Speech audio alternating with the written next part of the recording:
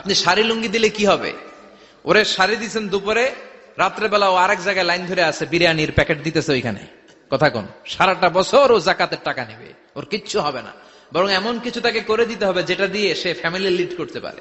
একটা সিএনজি কিনে দেন, ওই ফ্যামিলিতে কোনো যুবক থাকলে সিএনজি চালায়া, অটো চালায়া ফ্যামিলিটারে চালাবে। একটা টঙের দোকান করে দেন, চায়ের দোকান, চা বিক্রি করে ফ্যামিলিটারে চালাবে। অস্ট্রেলিয়ান একটা গাই কিনে দেন, গরুর দুধ বিক্রি করে তার ফ্যামিলি চলবে। কিংবা মাছের একটা খামার করে দেন, মুরগির খামার করে দেন, ঠিক কিনা? ওমরে ফারুক বলতেন, এমন ভাবে জাকাত দাও যাতে করে যাকে জাকাত দিয়েছে জীবনে কোনোদিন সেজন্য আর কারো কাছে যে হাত পেতে জাকাতের জন্য দাঁড়িয়ে না থাকে। এই বিধানটা কার?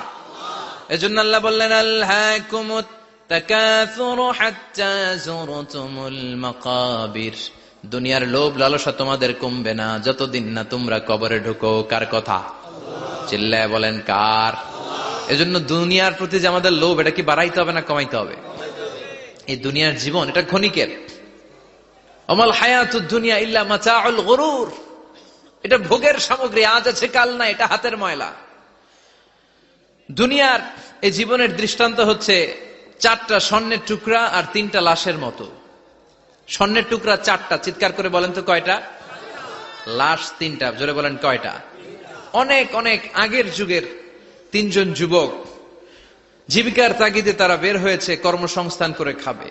পথিমধ্যে তারা গুপ্তধন পেয়েছে, স্বর্ণের বার পেয়েছে, তো বড় বড় 4টা পেয়ে তারা মহা খুশি। আমাদের আর কাজ করা লাগবে না, এগুলো বেচে আজীবন খাবো, সুখে থাকবো। তো 3 জন মিলে বলল, 4টা স্বর্ণের টুকরা 3 জনের মধ্যে ভাগ করে দেওয়ার আগে একজন এক কাজ কর, বাজার থেকে কিছু রুটি নিয়ে আয়, খুব ক্ষুধা লেগেছে, খেয়ে নেই। একজন রে রুটি আনতে পাঠিয়ে 2 জন মিলে ভাবে, ওইটারে যদি মেরে ফেলতে পারি তাহলে তো তোর আর আমার মধ্যে কোনো ঝামেলা নাই। স্বর্ণের টুকরা কয়টা? তুই নিবি 2টা, আমি নেব 2টা। আর যেটারে রুটি আনতে পাঠাইছে ওইটা মনে মনে ভাবতেছে রুটির মধ্যে বিষ মিশাই নিয়ে যাব। কি মিশাবো? বিষ খাইয়া ওইটা শেষ, সবগুলো আমার। তো বিষ মিশায় নিয়ে আসছে, আর আগের পরিকল্পনা অনুযায়ী এই 2 জন মিলে তাকে নৃশংসভাবে হত্যা করেছে। হত্যার পরে কয়, প্রচন্ড ক্ষুধা লাগছিল, আগে খাইয়া লই। 2 জন মিলে বাজার থেকে আনা বিষ মাখানো রুটি খেয়ে ওই 2টাও শেষ।